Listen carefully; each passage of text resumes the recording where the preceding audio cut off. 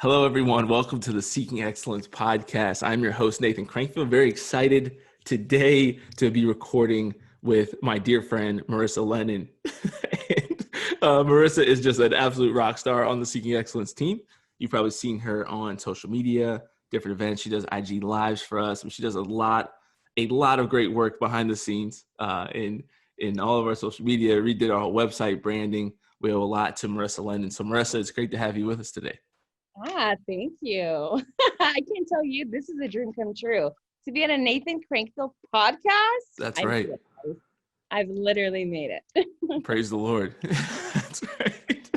Congratulations. Yeah, I should have said congratulations instead of welcome and thank you. But yeah, no, it's great to have you. So you obviously do a ton of stuff for us. You're a minor workaholic, which we're going to get into today. Really a major workaholic. I was trying to be generous, but you want to tell us a little bit just about your background and who you are, how you got here to working with Seeking Excellence? Absolutely. So I am from Nathan's favorite state, California. Yeah. Bottom 5. Yeah. It's in my top 50. I'm actually from the beach city. So contrary to what most people think, Los Angeles is pretty big. I am about 30 minutes south, which is right there in the nest of all the major beach areas. Nice. Background-wise, I'm in a lighthouse. Yeah, it's in a lighthouse. Yeah, right? Sure. I am born and raised Catholic. I mean, Catholic strong. My entire family has always been about faith and nothing but faith. Went to private school since kindergarten. Fun fact, I didn't go to preschool because I just wasn't having it. My mom was not ready, so I'm keeping you home because I literally was all there on her. Did not want to leave. Still don't want to leave. She's my number one. Wow. But private school all through high school. I didn't realize back then that it was shaping me into who I now am and what I'm now doing. So I am forever grateful to my amazing parents and just family for instilling those values in me. Yeah. I am a major workaholic. I hate to admit that, but I also will gladly say that I'm at the point now in life where I want to step back. You know, they say admitting is the first step. So you're making progress. I want to make space for other things. And I realize right now I can't because literally all I do is work. But don't get me wrong. I've always loved what I do. I've been really blessed with having amazing career opportunities. I'm talking traveling all over the world. I've done everything I ever wanted to do. And now I'm just at the point where it's well, how can I give back? Yeah. What am I doing now that's left that's going to help somebody else get to where they want to be? That's awesome. So I think that's kind of where my focus is. So basically you've already peaked. I peaked, dude. I peaked a long time ago. Wow. I think the best job that I've had as far as just helping me get on path with faith life was, oh my gosh, this is dating myself. 7-8 years ago is when I really was into marketing. Yeah. My degree is fashion design and merchandising and marketing. So my emphasis was always that. With a minor in gemology. We didn't get there yet. Forgive me. Jumping ahead.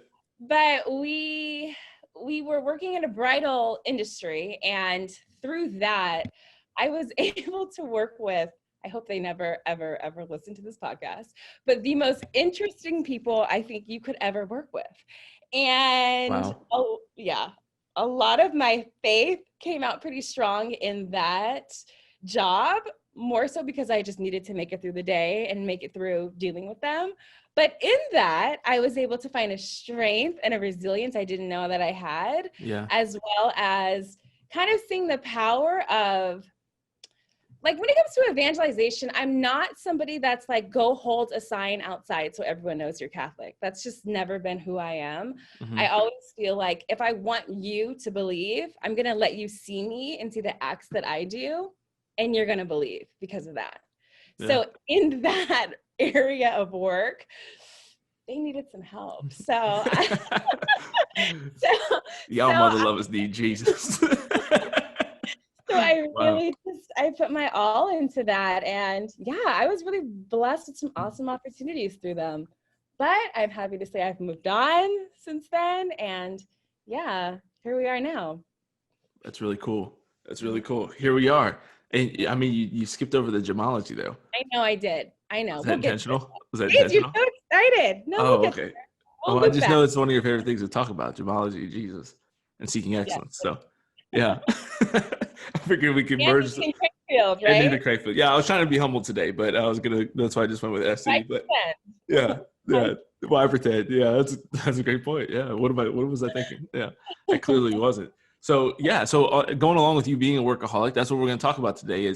And I mean that was a great lead into what we're going to discuss. It's just like how do we live our lives in a secular workplace? It's a very challenging thing, and I think a lot of people ask that. And I think a lot of people are kind of afraid to go from the Catholic bubble into the secular world. And so you said that you were always kind of raised in the faith and like your faith was always important to you. So was it a more just kind of like natural transition for you, or what was kind of the shock factor, I guess, when you got into your first secular workplace I'd say or there even was. secular world at all? Like it could have been any point, not necessarily work, but I really wasn't shocked. I mean, I've been working since I was 16 years old. My first job was Hallmark. So nice. yeah, right.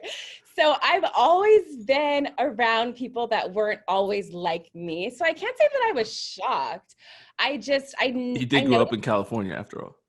you're so annoying. Oh my Just saying. gosh. Yeah. Speaking of secular. This guy. Okay. Anyways, we're gonna keep moving on. And shout Great. out to anybody from California listening to this. I Yeah. think Nathan's just mad because he doesn't live in California, but we That won't could go. be it. We won't. It's a possibility, but It's a I strong wouldn't point. bet on it. So I've always been around people that maybe didn't have the same beliefs that I've had. So it was never a shock to me ever. And I'm pretty good with being able to adapt in all situations. So for me, I think it was more so as I was progressing in career and getting older, how can I stay true to who I am while still fostering relationships with individuals who don't necessarily share the same beliefs as me? Mm. So that was, it was never hard. I was always able to find a common interest or find a path, and we were able to learn from each other. I worked actually with, what was her name? I don't remember her name. It's probably a good thing I don't remember her name. But she was an atheist and she was agnostic. But I think the part about her that I remember so well was that she would see me like on my lunch breaks. I would say, oh, I'll be right back. I'm going to go run to church really quick. And she would kind of look at me and be like, well, why are you spending your lunch break going to church? Right. Like, Yeah. you have 30 minutes. Like, why would you do that? And she would see that I would go to mass in the morning before work, or I would come on Ash Wednesday with my ashes on and like Just proud rapping. and just rocking it. And she would start asking questions. She would say things like, what does it mean for Advent? Why do you guys correlate different colors of the candles to each week? And she just got more and more and more interested and involved, which I took as, wow, this is someone looking at me who has absolutely no belief in faith whatsoever. Right. And is now having interest in asking questions because of the way I'm living my life. So that was probably my favorite conversion. I mean, I don't know if she really converted, but conversion almost story. I hope she has. She's a great person, but definitely needed a little bit of Jesus in her life. Amen. Don't we all? Yeah, no, that's really big. I think there's so much power in that and just being able to plant seeds in different ways. And I think that's something that people get easily discouraged on is I think a lot of times, when we're just trying to evangelize or just live our faith boldly in the world, we want to see everybody go from 0% to 100%, right? Like we want to witness the entire conversion in our chapter in that person's life. And like, sometimes we take people from 50 to 60. Sometimes we take them from 0 to 10, Sometimes we get to take them from 90 to 100, which is the most fun part. But not everybody gets to kind of like be a part of the final, the final phase of that. But we're all just kind of, like a football team trying to work the ball down the field and get people to advance a little bit. And so it's beautiful to be able to play any part in that story. But it's just, I think being willing to just do your little part in people's lives. And it's so simple how you can plant seeds just by living your life and just kind of making it known, not being obnoxious about it, but just saying, oh yeah, like how was your weekend? Oh, my weekend was really well. Like, what'd you do? Like mentioning that you went to mass on Sunday, such a simple way to just be like, yeah, you stand out a little bit. You're a little bit different, I think it's so important. But yeah, dude, I had a crazy kind of shock story. I remember when I was a cadet in the Army. And so I had like kind of like a 4-year plan for my college years, right? So like freshman year, I was going to decide who I wanted to be. Sophomore year was deciding how I can become that man. Junior year was about practicing it. And then senior year was about kind of like ironing out the kinks. And I really didn't realize like how important the junior to senior year was, you know? But my junior year summer, I got to go be basically an intern for a infantry platoon down in Fort Bliss, Texas. And it was wild. It was just absolutely nuts. And so I get there and it's just like the culture, you know, coming from Mount St. Mary's. Sure, I had a month of training before that with a bunch of cadets, but the cadets aren't as wild as like when you're in an actual unit, you know, and you have people from, it's just madness. So we get down there, man, there's like guys playing porn in the office. They're like showing me pictures of these dead bodies from Afghanistan, Iraq, and telling me all these crazy stories and talking about hooking up, going to strip clubs, all this stuff. Like you're like immersed, right? So I go from this like Catholic bubble, Mount St. Mary's, luckily had like a warm-up period with training with the cadets, and then go and it's just like thrust into this super secular world culture. But what was really cool about it was I got to see, okay, what is my life going to be like when I'm an infantry officer, you know? And I have my own platoon and I'm just with this stuff every day. And obviously I didn't allow those things to happen in my office. And you know, I had my own set of rules and operated a little bit differently than this platoon leader did, but still kind of gave me like a good forewarning of like, what's it going to be like, you know? And not everything out there. I don't want to scare people who are in a Catholic bubble that are afraid to go to a secular workplace, but there is like a certain need. What I learned about that summer was just like, okay, senior year, I have to be like seriously rooted if I'm going to survive out here in this world, you know? Cause what I also learned was like, I had a Catholic roommate at the time. I'm still friends with him today. He's a knucklehead, but we're still homies. My boy, Craig, we were roommates down there in Texas and he was Catholic, right? And wouldn't come to mass with me on Sunday, wouldn't do anything. So like he was Catholic in name only. And so I was really alone while I was down there for those like 3.5 weeks. And so it was tough, but I kind of realized, you know, like, okay, I'm likely going to be alone. I might be blessed with like one good Catholic friend for my 4 years in the Army or however long I was going to stay in. But I was like, I'm not going to be surrounded by it anymore. You know, like there's going to be a lot of, you know, my sophomore year of college, I had like 5 people I was checking in with monthly. Right. And then my roommate and I were kind of accountability partners. So like anywhere from like 5 to 8 people at any given time. My sophomore year, I was checking in with either weekly or monthly, spiritual direction, focus missionaries. But I was like, okay, the Army is going to be completely different. Like you're going to be just like free, which is dangerous. You know what I mean? A free Nathan is a dangerous Nathan. And so I was like, how are we going to be able to root this so that I don't just get straight lost in the world, you know? Because I saw so many people leave the Mount, daily mass goers, you know, chapel every day, every other day, that just like stopped going to mass on Sunday when they left college, you know? So yeah, I mean, it's a difficult thing to do, even what you're talking about, of just like surviving there. But it's really cool. Like you have the option, I think, and that's what you experience, where you can either push deeper into it or you can just like let it go and become like everybody else, you know? And you got to really experience that, I think, at your job. Of course. And I'm always going to push deeper. I'm not going to be like everybody else. No way.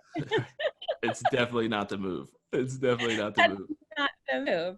And I would say the whole coming from that Christian, like that Catholic bubble and being surrounded by that was something that never even was on my radar really until I met you and until I started to see if there's actually people that are in this world, because I don't know if it is a California thing or if it's just the people that I have been around, they just aren't from that world. So for me, it was always about figuring out on my own. I never had to worry about, oh, well, what's it like working in an environment where there's all these Catholic people around me? Yeah. That's why during quarantine, and I've told you this story before, the whole reason why I reached out to you was because on that Hallow, that rosary, I saw this list of these amazing people. And then I saw you, who a Black guy, which is so rare to see. And I thought, okay, wait, no. I got to see what this guy is about, because this just doesn't happen here. Who is this person? Yeah. And then I sent you 1,000 messages and blah, blah, blah. And here we are. It But was really like 1,000 messages worth of content in 10 messages is more accurate. you read them You and sent it me 10 made my life novels. Yeah. better. So, Yeah. so no, seeing that, it completely opened my eyes and I realized, yes, I may not have those direct opportunities here to necessarily surround myself in a corporate or like how you were with Dynamic Catholic, having that kind of environment here. I just need to look outside of my four walls at work and find that community. Because seriously, I'm still blown away. Like when we're on our core team calls, or if I'm now with the young Catholic professionals, I'm on those calls with them. I Right. stop sometimes and I'm just like, where do these people come from? Like, like who are these people? I had no idea that there were individuals out there that were like on fire with their faith and wanting to change the world. I really thought it was just me. Yeah, which is wild. Which is crazy because you don't see that in some places. And I really think it's because we don't make it necessarily acceptable to talk about. Yeah. Even like fun fact, my current job, when I interviewed, I always have on my miraculous medal, always. And so I had it on like in my interview, you know, with all my other jewelry. And of course. Yeah, the interviewer at the time, you know, she was talking to me about some of the things that we do, blah, blah, blah. And because it is a jewelry location, you have to necessarily wear the jewelry that they sell. And I remember specifically asking, well, what about this? Like, there's no way I'm taking this off. And she said, oh, well, you have to if you're going to work here. Then I said, well, I guess I'm not going to work here. Really? So I got up and I left and she came, like, she ran out the door and basically said, like, look, like, that's something that we can figure out. Like, it's not really. Yeah, but it really opened my eyes to think, do most people just say okay and they just go along with it and hide their because they think that's what they have to do? Or do they stand up in their faith and say no and realize that by doing that, they're either going to teach this individual something that maybe they don't understand or they don't know, and B, God is going to protect you in that. And maybe he's protecting you and telling you that this is not the right place for you to work. You know what I mean? Yeah, it's very possible. Yeah. Yeah. So you hit on two key things there. And so one of them, like the latter thing that you talked about right there is, so important just to be bold in your faith when you're living it out. And so I remember my example of that is when I was deployed, I was in Afghanistan. It was like my second month there and I got moved. I finished up like my year of platoon leader time and like at the end of the first month kind of. And so I got transitioned into this kind of like assistant XO kind of role because we had like a super company there. It's kind of confusing. But anyways, I started working for a different company commander. And so I had been going to mass. Mass was on Mondays, right? But I was kind of like in charge of like overseeing the resupply that would go out every night. And so we had mass on Monday nights at like 7 p.m. local time, right? Or 8 p.m. or something like that, which was like smack dab in the middle of like overseeing the resupply. And so I had to go ask him, you know, and be like, hey, sir, like, do you mind if I go to mass? Like I go to mass on Monday nights. Like, is that still cool for me to do? And it was amazing to me how many people would come up to me when on Mondays, it would like come around and they'd be like, what are you doing? Like, don't you have to go work the resupply or whatever? And I'd be like, no, I'm going to church. And they'd be like, oh, I wish I could go to church. I wish I could do this or that. And it's like, dude, have you asked? Well, no. Well, did you ask? You know what I mean? And it's like, well, that's all I did, you know, like they're obliged to allow you to go to mass if you can feasibly like find a replacement or somebody else to do it. And so I had to make sure that things still operated well, right? Like everything was set before I went. But like, it's just that like minor boldness, you know, and I had a number of stories like that throughout my Army time where it was like, I just had to be bold. I had to ask. I had to like find a van. I had to, you know, find a church, you know, it was 20 minutes outside of the Marine base that we were training at and drive the guys out there to mass, you know, but you have to do it. It's just like going above and beyond. But the other thing that you kind of mentioned there is, you know, kind of going at it alone, you know, which is like, man, it's a dangerous game. And I think that we have so many people, I talk about this, you know, fairly often is we have people a lot of times that live on these extremes, right? Like either people are like super hard in the bubble and don't want to leave and like influence any of the secular world, or there's people who are super hard in the secular world that don't feel the need for community and all that stuff. And it's like, dude, like neither of those are it. You know what I mean? Like nobody's meant to do it alone. It's borderline impossible. You know, the grace of God can do all things, but He did not set us up to be just straight solo out here operating alone. That's not the move. It'll definitely stunt your spiritual growth, but you're also not meant to just be like cooped up and afraid to go out into the world, you know? And so just Yeah. want to encourage those people who are experiencing what you were experiencing, you know, several months ago, to look for that community and see what you can do. And sometimes you have to build it, you know, and I've had to do that at different points in my life as well, where you have to like find somebody who's just like a good friend that's looking to grow, and you can kind of like develop them and help them to understand their faith more. But because it's not always going to be, you know, like in Cincinnati, it's awesome. We have like this super vibrant young adult group, but Fayetteville, North Carolina, and Columbus, Georgia, we're not the same. You know what I mean? Yeah, It does not exactly. exist. But Yeah. I think I think what you said is spot on, but also I think you have to pray for it. Mm-hmm. If you're not going to stop and say, hey, there's something missing or that I'm lacking in my life, God, please fill this empty space, it's not going to happen. Like that's Right. where you have to go first. How you said, what did you say? Acknowledgement is the first step, or whatever they say. Yeah, Acceptance. acknowledging it. Yeah. So it's Acknowledging you have a like, problem. yeah, until you Yeah. acknowledge that there is this gray area that God needs you to fill, like he's not going to just do it. You have to ask for it. Yeah. You know, you Yeah. have to.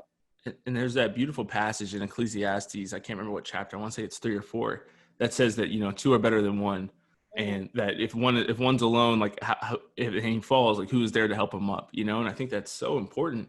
And you look at the apostles, you look at the, you know, everybody in the New Testament, like even Jesus didn't rock alone, you know, like he went out to the desert for 40 days, came back and got himself a crew. He was like, man, that was tough. You know, he went out there, battled the devil for 40 days. And he's like, man, I need some homies. So even Jesus had a crew, you know, like he had guys around him, and he had 12 of them, you know, and it's just amazing to me how many people try to do it alone. But how would you say that your life has changed, or how have you felt challenged or inspired since, you know, starting stuff with Seeking Excellence and the YCP or CYP? YCP. YCP. So it's I had it right. Professionals. I crushed it. I always. Amen. I feel like now this is going to sound really bad, but I just don't care. Perfect. It's like, you know what? Like, this is me. This is who I am. I love Jesus. I love God. I love praying. I love going to church. Right. I think you should too. And I think before I was always afraid, not necessarily to let people know what I believed, because that didn't really matter to me, but to put it into practice and show it. Like, for instance, if I have a coworker that comes to me, my first response to them would have never been, well, have you prayed about it? But now it's like, have you prayed about it? And right. I think I'm getting more bold, and I've always been a bold person. I have no doubt. Yeah, I have no doubt. Yeah. But becoming bold in my faith has definitely been something that I'm getting stronger with. I work with a lot of younger girls, and I see the things that they deal with, and I'm just like, oh my gosh, like I don't know. I never dealt with the things that they go through, but I see them relating to like guys and dating and just knowing their value and like their self-esteem. And all the time I say to them, well, what would your husband think about that in 10 years? And they're like, what are you talking about? But I'm right. like, Yeah. It's a different perspective. Yeah. Come back to me in 10 years and we'll talk about it. Yeah. Because it's almost like this world, which is why also I'm like, really just social media is just not the business. There's good and bad, but it's good and bad. I mean, I can't hate it because I'm in marketing, but you're like, a social media director. All right. So I know there's just things about it I just cannot stand. But the biggest thing is the comparison factor, and that I am a firm believer in majority of what you see online is fake. Like, it's not real. It's people putting out their best versions of themselves. They're not the highlight reel. Yeah, it's the highlight reel. They're not putting out, this is what I'm struggling with today. Are you struggling with this? And I feel like seeing that this younger generation, they're not getting it, and they're not understanding that it's normal to struggle, and it's normal to seek help, and it's normal to be in a gray area or a time of darkness to where you have to reach out and you have to seek God in that to get out. And I feel like I don't know, I'm trying more so to come from a place of faith in conversation with them than what I did prior, which was just like not. If that makes sense. sense. Absolutely. And I think that it's a clear, like understandable, to put it in more understandable terms for people who may not have experienced that, is that there's boldness in numbers, right? And so like, even if you're like in a confrontation at a party or something like that, like if you're by yourself, your boldness is significantly lower than if you're in a group, you know what I mean? And so there's a certain boldness that's like that being in numbers, being in a larger group, being a part of a community really affords you, you know what I mean? And so that, yeah, it just goes to show just how important it is to start to develop that and to seek that out, pray about it, like you said, and just really, I mean, it's just like anything else in life. Like you have to be intentional about trying to develop it. I think so often people are like, why isn't it just coming to me? It's like, dude, nothing good is waiting for you in your house. You know what I mean? Like you have to, even if it's messaging somebody, and it can be and that's the other thing too, is that like, even in an online community, our friendship, my friendship with Leanne, Lucas, Dan, like all these people, like we help each other each and every day. And like, none of us live within like a 12-hour drive of one another, Yeah. And so it doesn't even have to be in today's day and age. It doesn't even have to be in person, like you have such a wide world just open up to you. And so it's really cool. And it's just so important. And so that's a great story about that. So let's transition a little bit into talking about the value of work. So we obviously know that being a workaholic is not the move, but there is a lot of great value that can come through work. And so how would you say that you use like the work that you do to glorify God, or how does your faith kind of play into the effort that you give, I guess, at work? Mm-hmm. Well, I knew I wanted to have meaningful work, number one, because I've Right. worked many jobs where it was empty. Like, yeah, I was doing exactly what I wanted to do, but at the end of the day, was I leaving it a better person, and was I leaving them as better people? And Right. the answer was always no. So in my current role, I'm able to do so much with philanthropy. So Mm-hmm. working with nonprofits and really just getting the word out on how we can help. That has been an amazing way of showing my faith here. I think if I were working somewhere where I didn't have that opportunity to give back, it would be like I'm just working for a salary. And to me, I've always been really lucky. Like I get a job, and it sounds weird, but I get a job literally like if I snap my fingers. Like I try not to get a job because like every day I get a job, and it's like I'm not even exaggerating. Every day I get a job offer for something, whether it's freelance, if it's another employer, if it's a recruiter, there's always something. Right. I Hence the can't, workaholic I know it's just, tendencies. It doesn't make it easier. Yeah. but I think really hard about where my yeses should go, Yeah. and it has to be meaningful work. If Mm-hmm. I'm going to give this much of my time and my life and my energy and talent away, it's got to be for something that's an investment, not just in my bank account, but also into society, into the world, into the Right. coworkers, into the organization. Sure. So yeah, this job especially, I've been able to really exercise that.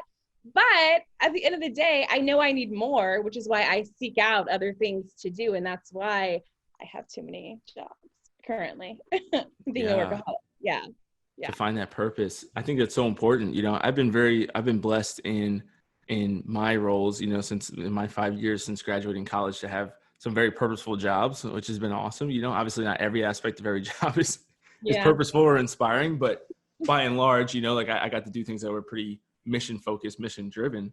But it's so important for people to find that. And I think that one thing you hit on that's really, really special, or I really want to emphasize, is that when you don't have the meeting at work, like that can be okay. Cause I mean, just if you think about it, like on a practical standpoint, even like the Lord, like we need people to like take out the trash, right? Like you need people to do other things. And like that still can be purposeful, right? Cause that's still like contributing a good to society. Like that is actually like an important job. Yeah. But there can be jobs that really are kind of hard to find your purpose. But I think that one thing that you said is so important is finding that purpose elsewhere when needed, and like seeking out other things, like what else can I do to kind of give me more purpose. And one thing I learned during the last year of my job is that, especially within the church world, even, right? Like one thing I kind of struggled with is we have what somebody explained to me once as like in the church, we have scientists and then you have physicians, right? And we're all working to like cure the disease, right? Of sinfulness, of being disconnected from God, right? Preach the gospel. And so you have to determine for you how much I had to determine for me, how much scientist time do I need? How much physician time do I need? Now, I'm somebody who likes to do the physician work, right? Like I like to work with people, see the impact that's being made. And then there's people who do the behind the scenes work, the people that do the church research, the people that make the programs, that make resources that develop things, right? And so I still have to do some of that. But what is my percentage of how much I feel fulfilled as somebody who's more driven to be a physician? How much time of that do I need? And how much do I need to supplement outside of my day job to actually do the physician work? Mm-hmm. You know what I'm saying? And Yeah. in a similar way, some people have just generally like non-purpose and purpose-driven work or things that they can do in their life. So if your job, if your 9 to 5 is not very focused or not very purpose-driven, how much of your free time do you need to actually dedicate to things that matter? Yeah. And I think one thing I want people to learn about, you know, and this could be a good transition into rest, is that like there's a lot of value in like an active rest. That I think a lot of times people are burnt out because they're doing things that are pointless, not because they're actually tired. You know, and in their free time, like I noticed it to myself, like I've learned this about myself, that there's times where I need to do an active rest, just like an athlete, right? Like LeBron James or, you know, Usain Bolt, Michael Phelps, like a lot of times their rest days are not just like couch potato, you know, eating chips, like smashing pancakes. Like their rest days are active rest days, right? Like they're still stretching, they're moving, they're getting up, they're doing stuff that's going to help their body recover. And so for us, I think a lot of times we have a deficiency of purpose. It's not a deficiency of energy. And so you need to get up. And so for me, what does that look like is, okay, in my free time, I'm going to read instead of just like binge watching television. I'm going to pray instead of binge watching television or going out to drink and party. I'm going to pray, or I'm going to have an intentional conversation with somebody about something important, like accountability in our spiritual lives, you know? And that kind of stuff, I think, is that active rest that we can actually engage in, that can be purposeful, that can help us to grow. Because I notice, like, I know that when I am physically tired, I'm like, it's one of two reasons typically. Either like I'm physically and mentally like burnt out and actually tired, or I didn't pray enough today. Because I literally like leave my prayer time with more energy and more focused and more alive and more awake than I was before. And sometimes working out can be the same thing. Yeah. So if I did not pray and work out that day, I know that I'm like extra exhausted, which might be because I didn't sleep enough last night, but it's also because I didn't do the things I need to do to take care of myself and actually be filled with the energy and the Holy Spirit and health. You know what I mean? That gives you a good full life. You know what I'm saying? Go on. Yeah. For sure. Yeah. So what do you think? What do you like? I know, and you do that. You do this really well, I think, is of being incredibly busy, but still balancing those other important aspects of your life. So how do you go about prioritizing going to the gym when you just work 12 hours? You know, I feel like it's determination and it's responsibility. If you say you're going to do Yes, something, responsibility is big. yes. If you say you're going to do something, you just got to do it. Like follow through. Your word is your bond. Like you have to. And when it comes to rest, I feel like I'm not the right person to speak on this, but Sure. in a way, You do a good job of the active rest, I think. You still could, there's still a need for some actual downtime, which you're not good at, but you do a good job of the active rest. We're working on it. We're working on it. Amen. We're really working on that. But I can agree with you on the not praying enough and feeling that kind of exhaustion that I don't feel when I do have that fulfillment in my prayer life. Mm-hmm. Going back to the active rest, for me, more so, I'm not the person that's going to sit and watch Netflix all day. Like I cannot do that. I will never do that. The idea of like seeing someone in a robe and sitting on a couch drives me crazy. Like, I can't. And not saying that you always have to be doing something, but you should always be doing something that's going to help you become a better person. So if you want to have a chill day and read. Have a chill day and reach out to a friend who you know needs maybe a little bit of confidence or a little bit of help. Have a chill day by getting off of social media and where you're doing mindless Now you're talking. in comparison. And it's I struggle with that. Yeah. Just like having to put the phone down and be like, man, because there's times where I'll sit down to like watch an episode of The Office or Parks and Rec, which is like my go-to. Because I'm kind of the opposite of you, where I do that. Like I need that time, I feel like mentally, because, and I don't know if it's because I can as a man, like actually turn my brain off, you know, like scientifically I'm able to, for better or worse, like not think, as you know, right? So you're aware that sometimes I don't think. Don't even have it on. So. Right. Yeah. You can just shut it. Okay. That's enough. So sometimes I just shut it off and just watch an episode of TV, and I'll like give myself, okay, I'm going to watch one episode, and then I'm on my phone the entire time.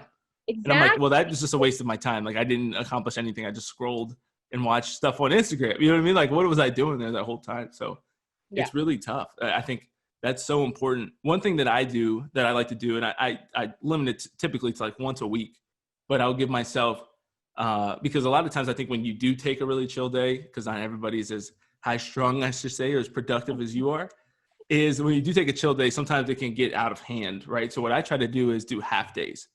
So I'll say tomorrow morning, tomorrow's Saturday, right? So I'll say tomorrow morning, I'm going to give myself, or Sunday, I actually have Sunday like fully off. I'll be home, wake up at home, and I'll say till noon, I can do whatever I want.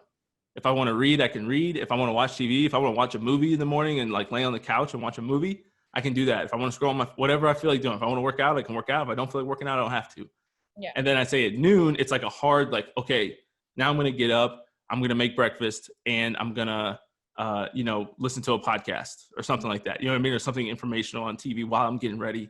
Then I'm going to work, and then I'm going to go work out, and then I'm going to go do whatever. You know what I mean? Like just kind of giving myself a hard stop, making a to-do list so that I know at noon exactly what I need to do, but I still get that like 4 hours, 3 hours, whatever, of just like absolute relaxed, chill time. Full time, yeah.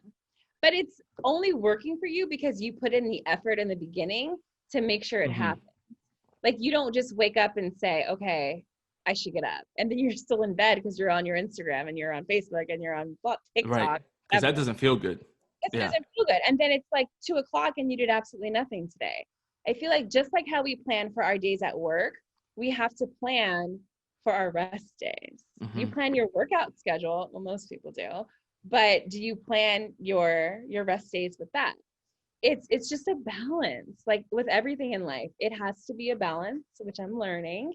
And also taking advantage of the moments that you have when you work. So like I said earlier about how during work I would go to mass, or I'm a big fan of novenas, and one I'm always saying is the 9-hour novena. So I literally have an alarm going off every single hour while I'm at work sometimes because I'm really invested deep in a novena throughout the day. Wow. But sometimes I do that because I want my mind to stay focused in faith and realize, what I'm doing is important. It's what I need. I need it to live.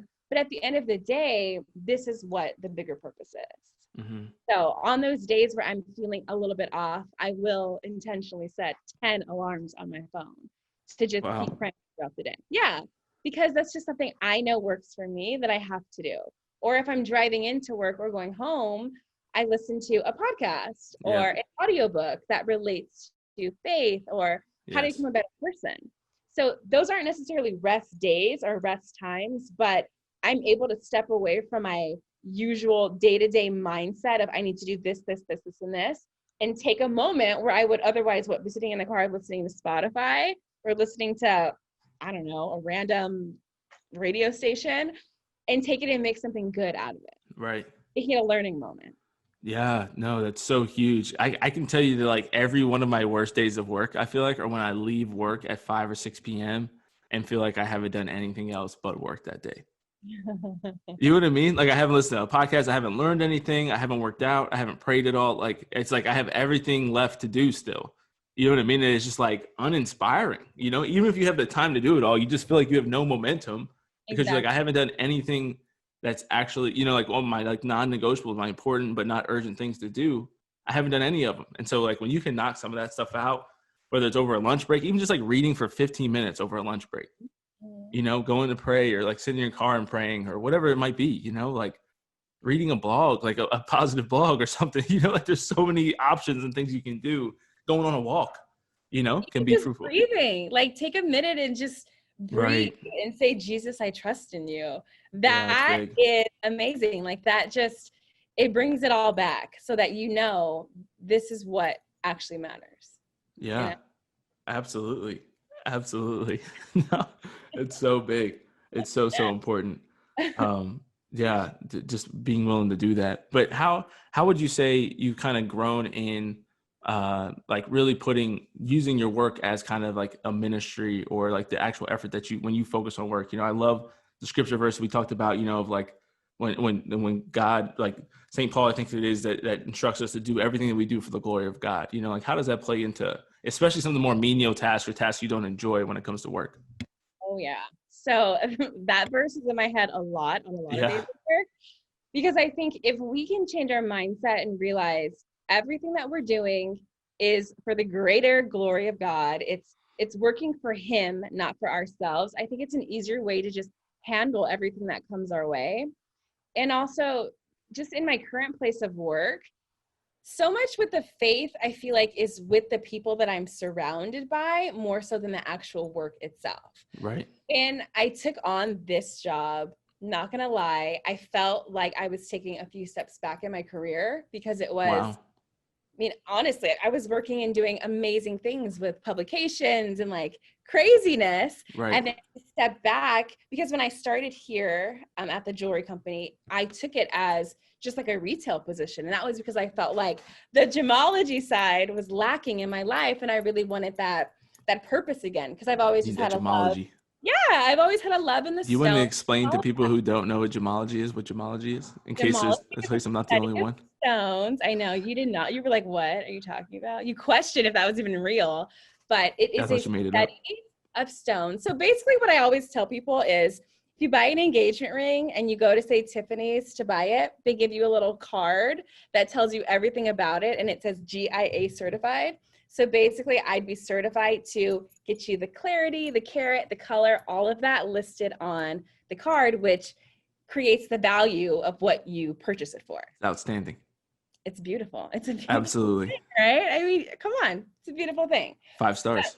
Yeah. When I took this job, I felt like, why am I working here? Like, am I going backwards? Like, I worked retail when I was 18 years old at Victoria's Secret as an assistant manager in college. What am I doing? I know. What am I doing? Right. So I'll never forget, I was sitting outside once, and the center I work in is called The Point. And there's this huge sign outside that says The Point. And I would sit there sometimes, yeah. And at lunch, I remember I looked up and I said, "What is the point? Like, what is the point of this?" And I could just hear That's so funny. this quiet voice just telling me, "You don't get it now, but just hold on, it'll make sense later." So going through all of that, I mean, I now like run the entire store, and I do all the event side and the philanthropy side, which was not what I did when I first stepped foot into this building. Yeah, certainly But not. more so than that, my biggest impact and takeaway is my relationships with my peers, my coworkers, because again, a lot of them are pretty young, and being able to have that influence on them has just been the most, I think, in my entire life. Like, if I died tomorrow, I would feel good knowing that each one of these lives that I've touched knows about faith, and they know about what it takes to do hard work and expectations and high quality and making yourself the best version of you and not settling for anything less. Like a diamond. Don't settle for less. Okay. That's awesome. Yeah, I think that's so important. Yeah, to just view everything that we do. Yeah, and you know, and sometimes you don't understand the point or the purpose of why you're at where you are, you know, and I've definitely experienced that sometimes. You have some low points in your career or just Oh, something yeah. that you absolutely love or you absolutely hate. But I think what you talked about earlier too, of just taking a quick moment to pray and to breathe and just think about, you know, like, Lord, I'm going to offer this up. And you can do that. I remember like sometimes in a notebook or something, I did it in college. I've done it at different places, mission trips or whatever. It's like writing somebody's name at the top of your notebook or your calendar for that day or something, you know, and say everything that I don't want to do today, I'm going to offer up for this person. I love that. The effort that I'm going to put in, yeah, I'm going to offer it up for this person, and just kind of going through and it literally, if you get in the habit of doing that, you do it 3 days in a row, it transforms. Like, you hit that moment where you're like, man, I don't feel like doing this. Or even like you can do it before a workout, you know what I mean? Like, you will try harder for like the sake of sacrificing for the other person. And so like, just just one of those small ways I think that we can like beautifully like transform what we're doing, you know, these small things that may feel silly or stupid for the sake of the kingdom, you know, for the sake of other people. Absolutely. That's amazing. I'm going to steal that idea. I You love should. that It's great. so much. I'm not saying I'm a genius, but I'm not saying I'm not a genius. I'll give you that one. That was an actual good idea, huh? That Thank was you. a big one you've had. So. Thank you. I'm honored. I'm honored. Well, good. Well, that's great. Well, hopefully we've been able to help some people today to understand rest in a better way, to understand how to live their life more boldly in, secular settings, especially by developing that community, whether inside your job or outside of your job or online in whatever ways that you can. And so I think that's really important. And then just understanding how we can transform those small little daily tasks that we have for the sake of the kingdom to sacrifice for other people. So Marissa, thank you so much for your time today. It's been It's awesome. a pleasure, always. Glad we can make your dream come true of being involved on Yes. the Seeking Excellence podcast, which you work so hard and tirelessly to promote and make it be all that it can be, you know? Mm-hmm. So we want to encourage everybody to go check us out online at thosewhoseek.org. You can check out our website there, subscribe to our weekly newsletter. We also are on Instagram and Facebook at Seeking365. And we just ask that if you've enjoyed this episode, to share it with somebody who you know that it could positively impact, and to leave us a review on our podcast on whichever platform you listen on. Yes.